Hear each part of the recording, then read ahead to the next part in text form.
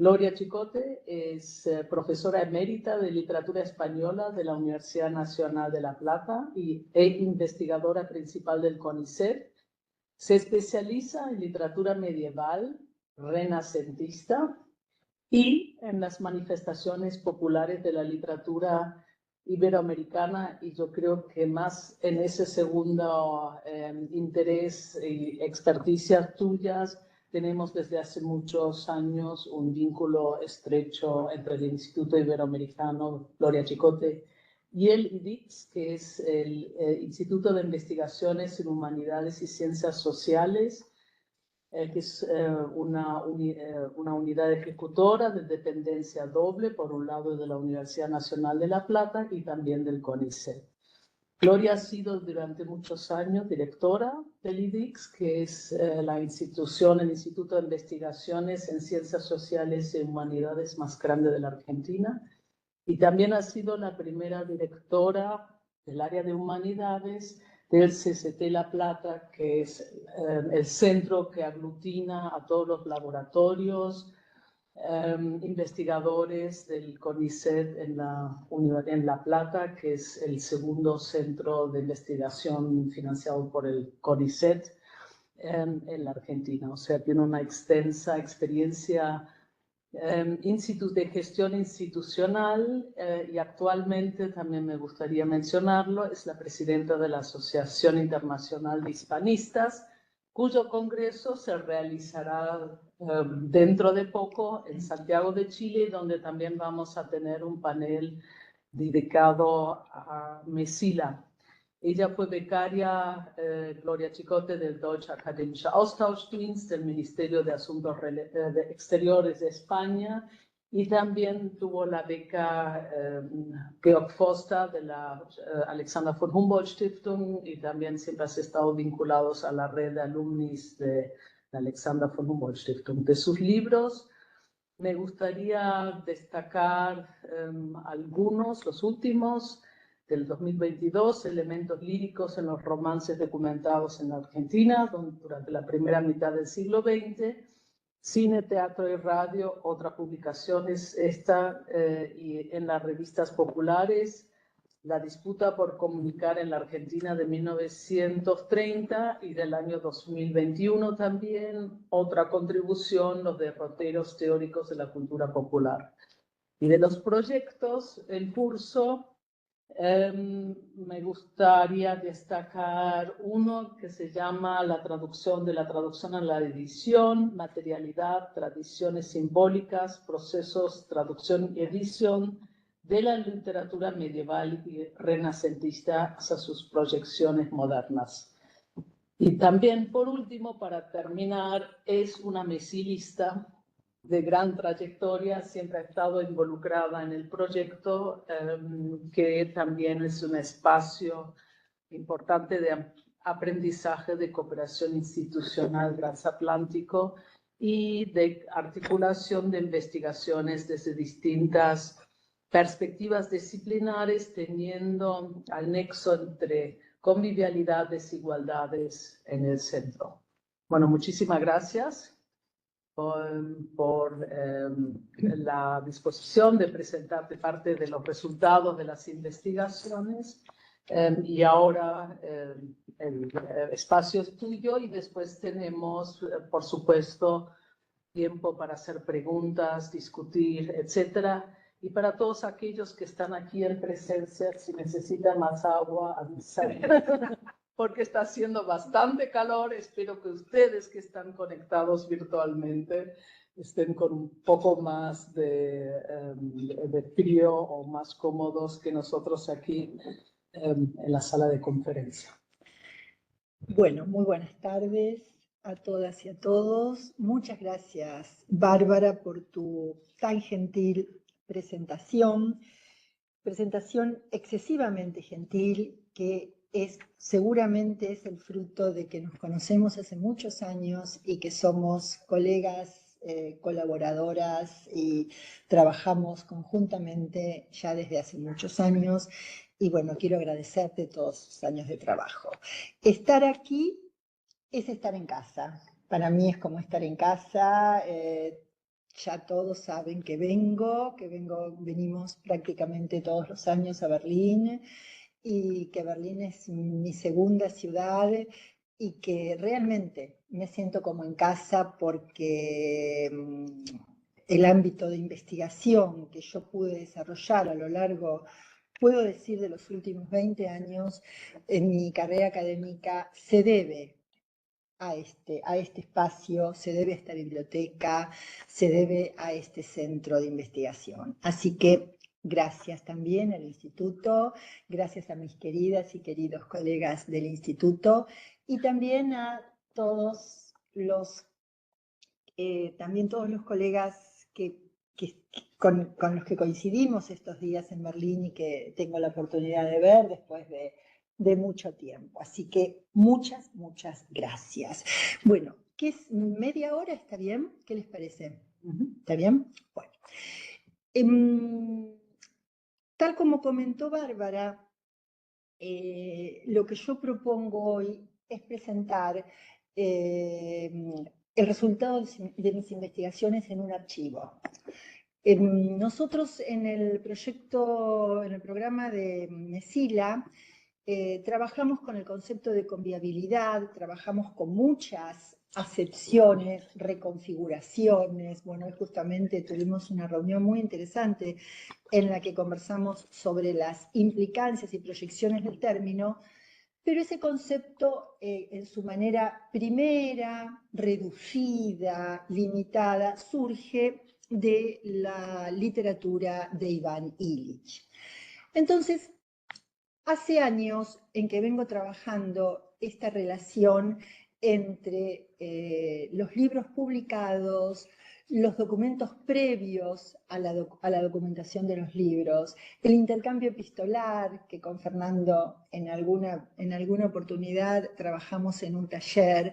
O sea, cómo hay todo un bagaje documental previo a ser plasmado en la producción crítica, ensayística de un autor que se va gestando en todos esos instrumentos, en todos esos documentos. Y yo creo que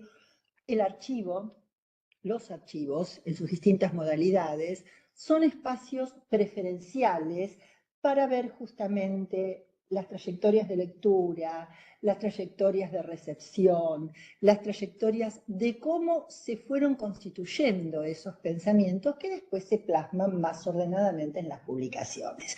Entonces, el año pasado tuve la oportunidad, gracias a una estancia, a un instrumento de investigación que en Mesila llamamos Cátedra Mesila, de pasar 2 meses en Ciudad de México. Y ahí tuve también la oportunidad de consultar el archivo de Iván Illich en el Colegio de México. Y bueno, eso es lo que yo les traigo hoy.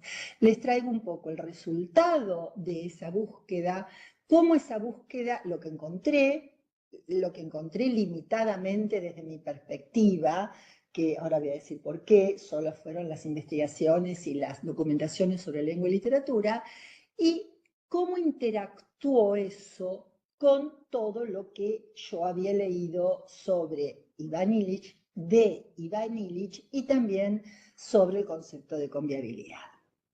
En esta oportunidad, entonces, lo que propongo es eso, referirme a cuál fue mi experiencia en el archivo Iván Illich en el Colmex y concretamente el lugar, la función que este pensador otorgaba a la enseñanza de la lengua y la literatura hispanoamericanas en la divulgación de sus teorías políticas, sociales y religiosas.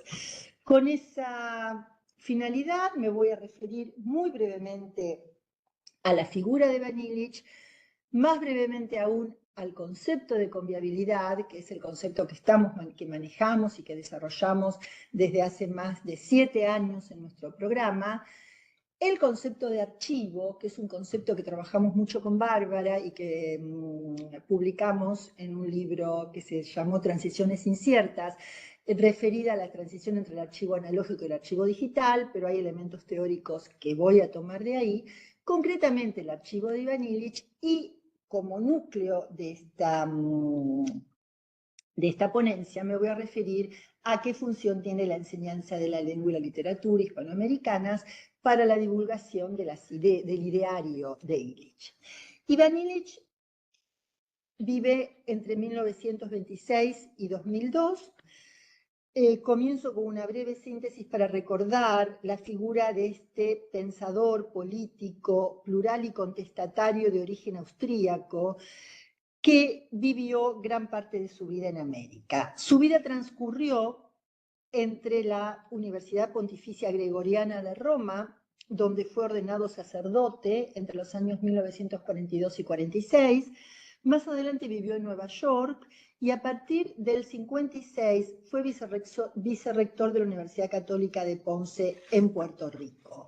En esta etapa de su vida, en su etapa neoyorquina y costarricense, es que, según podemos analizar después en el archivo, en todo el proceso de documentación, es la etapa en que recopila los antecedentes que determinarán sus acciones políticas e intelectuales en México en los años siguientes. En 1961 fundó en Cuernavaca el Centro de Investigaciones Culturales y en 1966 el Centro Intercultural de Documentación llamado CIDOC. Ya él crea, vamos a ver qué era el CIDOC, pero él lo denomina como Centro Intercultural de Documentación. O sea, la documentación es un elemento muy importante en la concepción de este centro. ¿Y por qué? Bueno, ya vamos a ver por qué. Porque Illich quiere documentar esos cambios profundos, sustanciales que se estaban operando en América, en toda Latinoamérica, en ese periodo de fines de la década del 50 y toda la década del 60. O sea, pensemos en las revoluciones, las luchas armadas, la teología de la liberación, todo un mundo que se transforma y que Ivan Illich está muy interesado en documentar y, por supuesto, lo hace. Estas instituciones, el SIC y el CIDOC, que eran paralelas, funcionaron hasta 1976, que fueron centrales para el desarrollo de su pensamiento y su relación con todo el mundo americano, sobre las que después vamos a hablar. A partir de los 80 del siglo pasado, continúa sus actividades en Estados Unidos, sobre todo en la Universidad de Pensilvania y en distintas instituciones europeas, hasta que, como dije, muere a principios del siglo XXI. Su perfil intelectual fue el de un teólogo, filósofo, historiador, que incursionó de modo precoz e innovador en temáticas clave para el desarrollo de corrientes muy actuales del pensamiento, tales como críticas mordaces a las instituciones claves del progreso en la cultura moderna, como la educación. Es un crítico mordaz de todo el sistema educativo occidental, la salud, crítico mordaz de los sistemas de salud, de la medicina profesional, de la educación escolarizada. Piensa que la escuela es el fin de todo tipo de crecimiento, de la industrialización, por supuesto, y también es muy pionero en observar todo el deterioro del medio ambiente como producto del capitalismo arrasador y de la industrialización.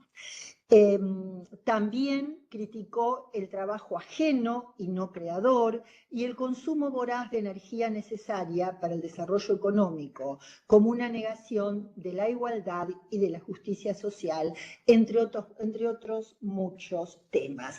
A pesar de que su obra tiene un carácter ensayístico, no es totalmente sistematizada, fue, como digo, innovador en ese sentido. Entre sus libros que aparecieron en la década del 70 en inglés y luego fueron traducidos al español, a veces muy tempranamente, voy a destacar Alternativas, La sociedad desescolarizada, que fue un boom, y La convivencialidad, que se publicó como Tools of Conviviality. También Némesis Médica, la expropiación de la salud. Contamos con una compilación en castellano de la mayoría de sus obras en una edición de 2 volúmenes del Fondo de Cultura Económica que fue publicado entre 2006 y 2008, que se tituló Obras Reunidas.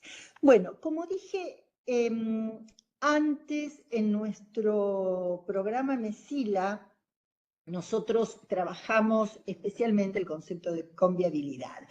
Y él, bueno, acá está la sociedad desescolarizada y a ver, ahí pasa el siguiente. Bueno, y acá, esto lo tomé del archivo, y hay una propaganda muy inmediata de la recepción de la sociedad desescolarizada. This is the author of a dangerous book, Ivan Illich, the Schooling Society, not acid speed. Bueno, todo el drama no es el ácido, no es la notata, sino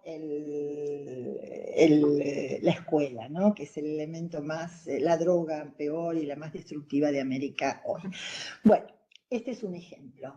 Illich denomina en su libro La convivencialidad o con la convivialidad o Tools of Conviviality, dice lo siguiente: llamo sociedad convivencial a aquella en que la herramienta moderna está al servicio de la persona integrada a la colectividad y no al servicio de un cuerpo de especialistas.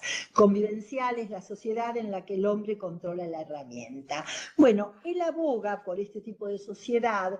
Vamos a ver que nosotros, décadas después, desde una epistemología mucho más integradora, le damos un contenido más complejo al concepto de convivencialidad. O sea, no solo es la forma de terminar con la explotación y que la herramienta se ponga al servicio del hombre y no el hombre al servicio de la herramienta, sino que analizamos distintas constelaciones y distintas construcciones de convivialidad que de alguna forma también están presentes en el pensamiento de Illich, a pesar de que no está sistematizado. Ivan Illich fundó y dirigió el CIDOC en Cuernavaca. Este centro estaba destinado a impartir cursos de lengua y cultura hispanoamericana a misioneros y laicos. O sea, había muchos sacerdotes, pero también había personas laicas, norteamericanos y latinoamericanos, y se convirtió en un espacio modelo de reflexión y crítica, tarea que se llevó a cabo a partir de que Illich llevó a cabo a partir de una dispensa de Roma que obtuvo para no ejercer la religión y dedicarse a la formación de sacerdotes. Bueno, este espacio, podemos pasar, fue... Este es un folleto de propaganda del CIDOC. Este espacio se convirtió en un centro de formación, en un semillero, en un seminario, en una cuna de formación de formadores con un delineamiento ideológico muy claro. Fungió como un centro de enseñanza de español, o sea, la lengua fue fundamental, porque él, como sus primeras reflexiones sobre qué estaba pasando en América Latina, las hizo en Estados Unidos, se dio cuenta que los misioneros, los sacerdotes, todas las personas que querían ayudar, que querían colaborar con los cambios que se estaban haciendo en América Latina, no tenían dominio del español y no tenían dominio de la cultura hispánica. Entonces, o hispánica, hispanoamericana, pero ojo, a él le interesa mucho la cultura hispánica también. Vamos a ver que le interesan los clásicos españoles. Él dice que la lengua, por eso yo titulé mi trabajo La lengua y la literatura como instrumentos para la lucha. Él considera que deben dominar la lengua, la cultura y la literatura para después actuar políticamente. Y por supuesto es como dije, uno de los referentes también de la teología de la liberación. Fue un centro de enseñanza de español que paulatinamente se convirtió en un espacio de reflexión y crítica en el cual se reunieron grandes pensadores como Paul Goodman, Erich Fromm, Peter Berger, Paulo Freire y Sergio Méndez Arceo, entre otros. Y se convirtió en un faro de las grandes transformaciones sociales, religiosas, políticas y económicas que se estaban produciendo en América Latina. El CIDOC trabaja 10 años, pero justamente todo este proceso de radicalización, todo este proceso de cada vez se va más a la izquierda, más contestatario, lo aleja cada vez más del Vaticano, de toda la cúpula eclesiástica en Roma, que hace que ya no tenga buen vínculo con Roma, y también del gobierno de México. El gobierno de Luis Echeverría Álvarez, que le había dado mucho apoyo, después le va quitando el apoyo, y esto hace que en el 76 Illich considera que ya no tiene sentido seguir con este centro, y el 1 de julio del 76 él y todo su grupo deciden cerrarlo.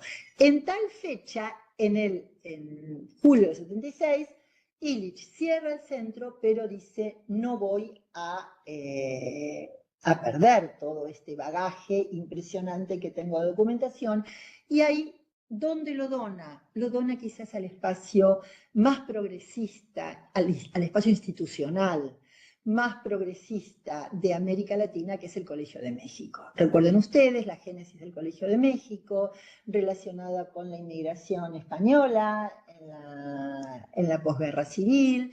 Bueno, todo ese marco de apertura que tiene el Colegio de México hace que Illich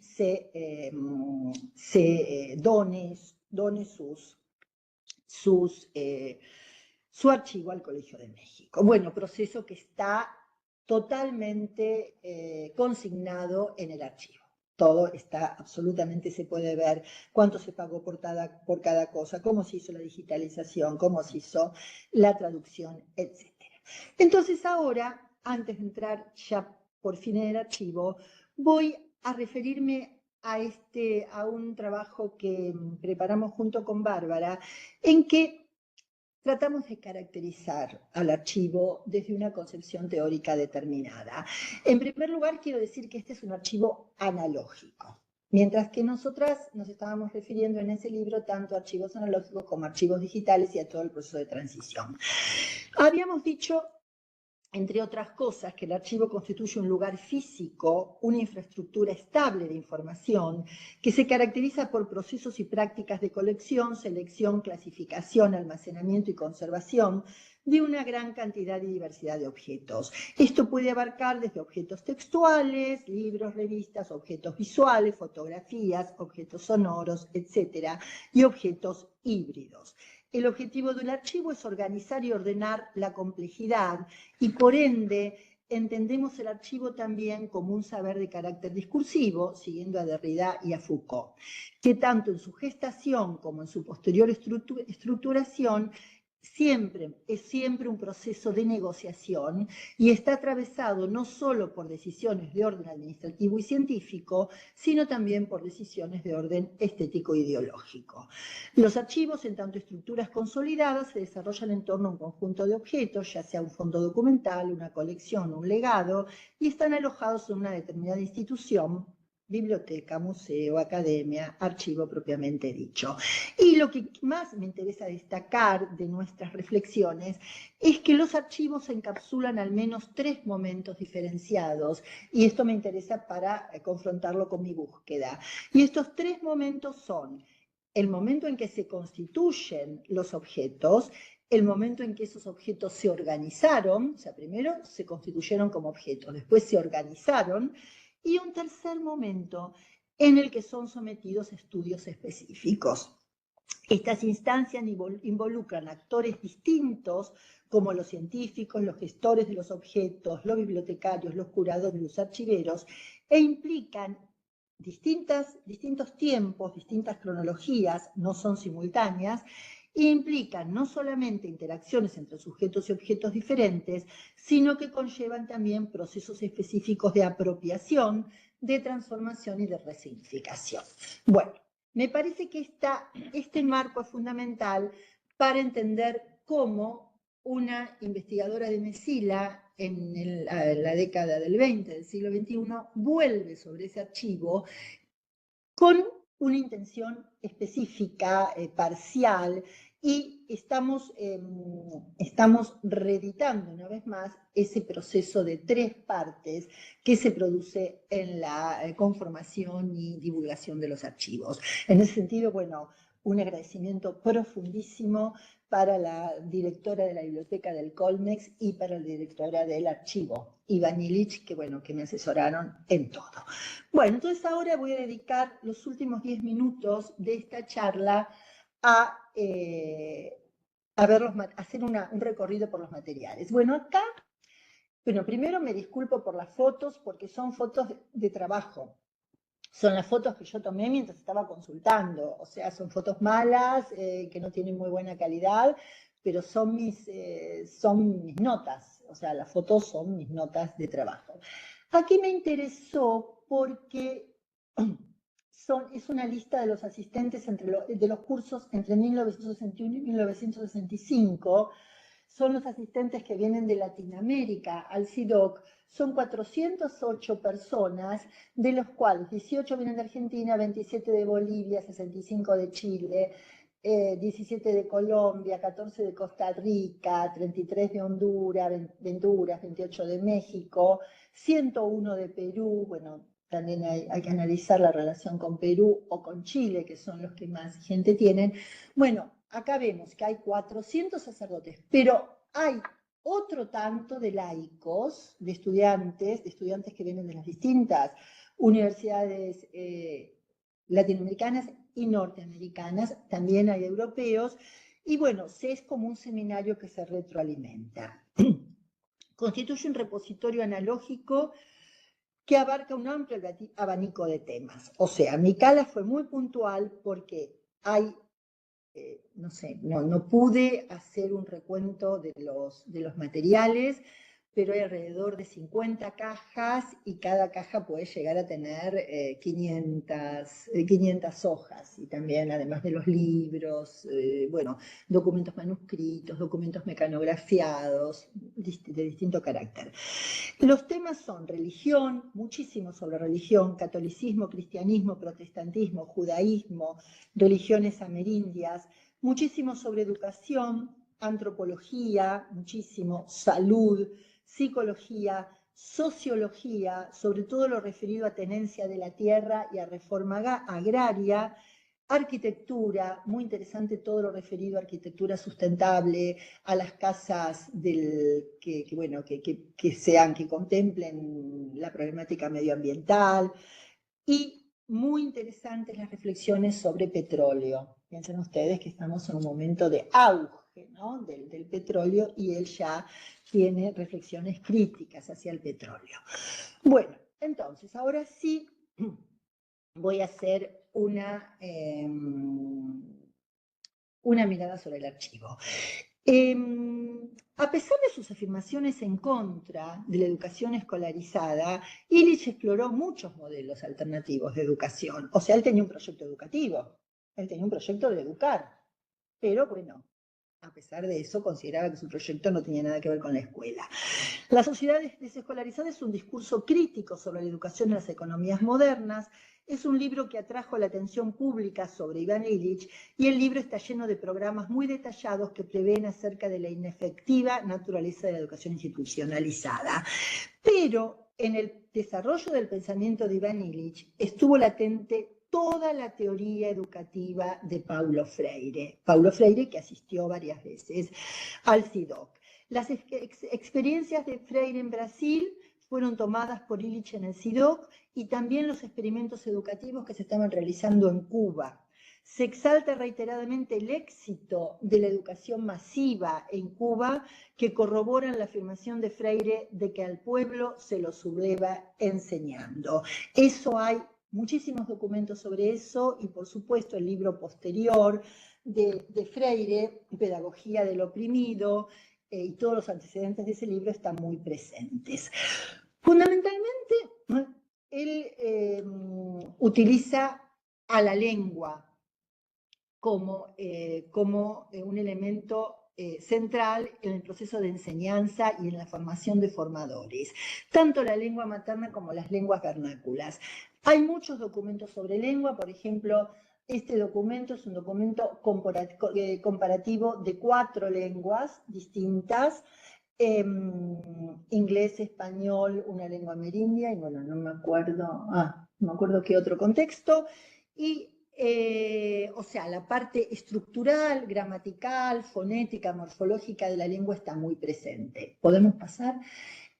Otros elementos muy importante es la enseñanza de la literatura. Esta es hay muchas referencias a la literatura. Esta es una entrevista que se le hizo a 7 autores dramaturgos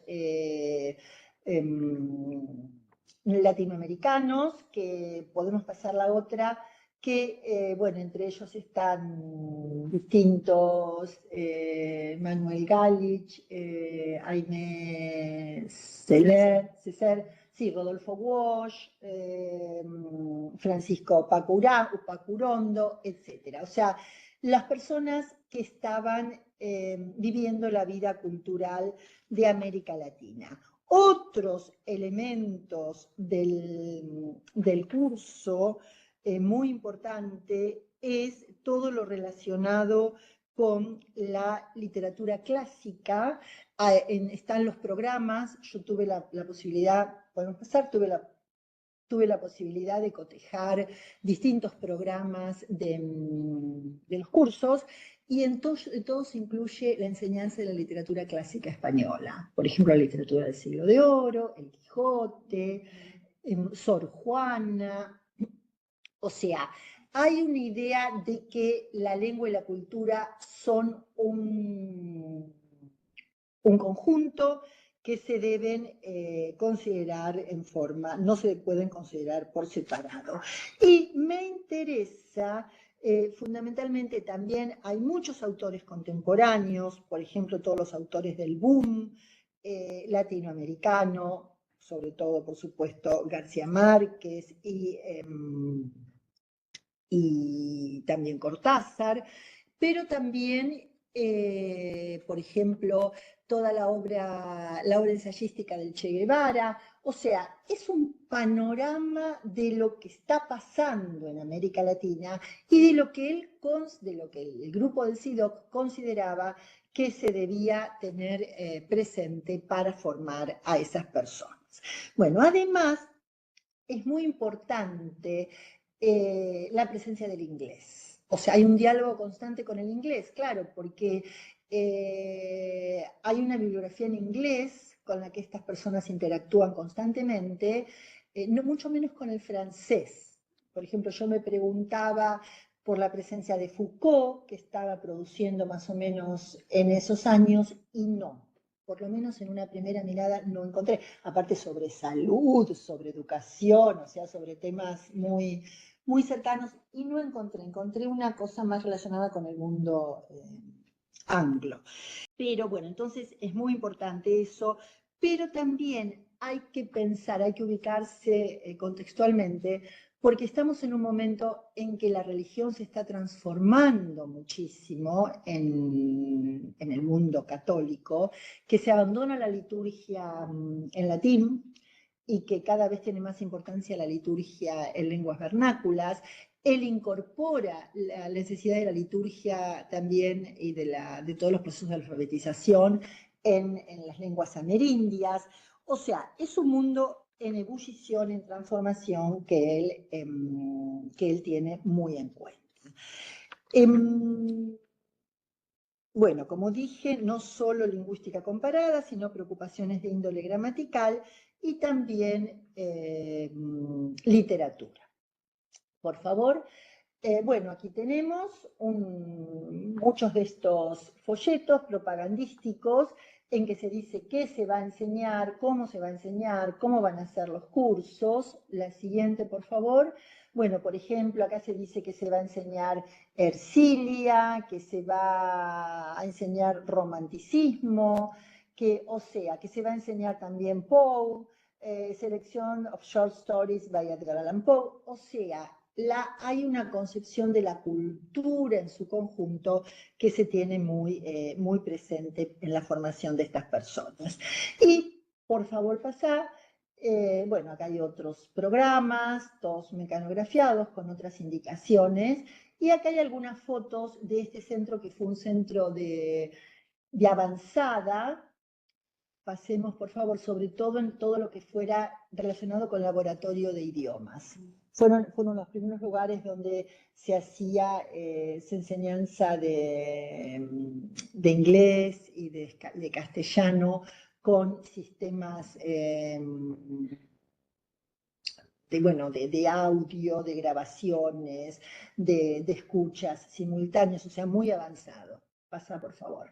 Bueno, esta es una foto de la casa de Cuernavaca y después otras fotos y ese es un folleto del CIDOC. Bueno, para terminar, solo quiero, esta es solamente una revista, hay muchas revistas y muchas publicaciones que no pertenecen a CIDOC, pero que se compran, que se actúan. Y esta me pareció muy fuerte, ¿no? Porque es una revista que se llama Izquierda Cristiana, que evidentemente llama a la lucha armada, y este niño detrás de esta ametralladora, realmente me pareció muy fuerte, sobre todo si lo miremos hoy en estos contextos. Gloria, el año de ese. Esta es, mirá, lo tengo que buscar, ¿dice por algún lado? No, año 6 se tiene la revista. Y esto es uno de los últimos, 65, porque esto termina en el 66, este archivo. Y esto es 64, 65, es bastante tardío, pero lo puedo buscar bien. Bueno, listo. Para terminar, este es el inicio de un recorrido por los documentos del archivo Illich que permite apreciar las negociaciones de la lengua y la literatura del sur global esta es, otra publicación, sí.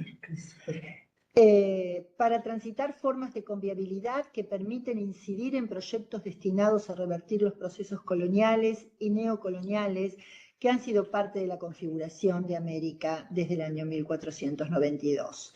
El archivo Illich, este archivo, como todo archivo, se muestra una vez más como un espacio sinuoso, transitado por las personas y las fuerzas que interactúan en la formación de nuestra lengua y nuestra cultura, y pone de manifiesto cómo esas fuerzas están en tensión, no son fuerzas lineales, y esas fuerzas en tensión pueden resultar productivas para el surgimiento de nuevas conexiones en las relaciones de opresión en América Latina. Bueno, esta es un poquito mi experiencia.